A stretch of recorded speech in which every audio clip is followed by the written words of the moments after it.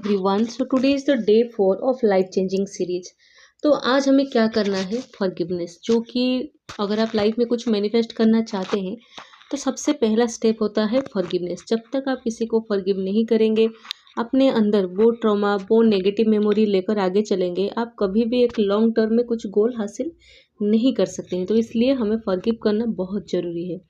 तो आप आज आपको जब भी फ्री हो आप, या फिर आपको जब भी अच्छा लगे, ये टास्क तभी करिएगा जब आपका माइंड शांत हो, तब आप करना। तो आपको क्या करना है, वही ग्रेटिट्यूड जर्नल लीजिए और उसमें लिखना है बचपन से लेकर आज तक हमारे साथ बहुत कुछ हुआ होता है, किसी ने कुछ कहा होता है जो कि हमें हमें अब तक याद है। जब भी हम उसके बारे में सोचते हैं हमें नेगेटिव फील होता है, डर लगता है या फिर बुरा फील होता है, रोने को मन चाहता है। तो ऐसे करके बहुत सारे फीलिंग्स होते हैं।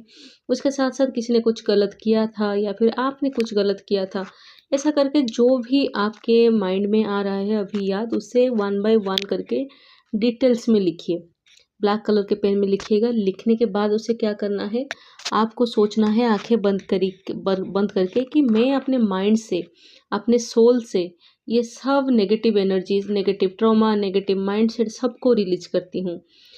लिखना है और लिख भी सकते हैं और बोल भी सकते हैं कि I release all the negative emotion from my mind, body and soul.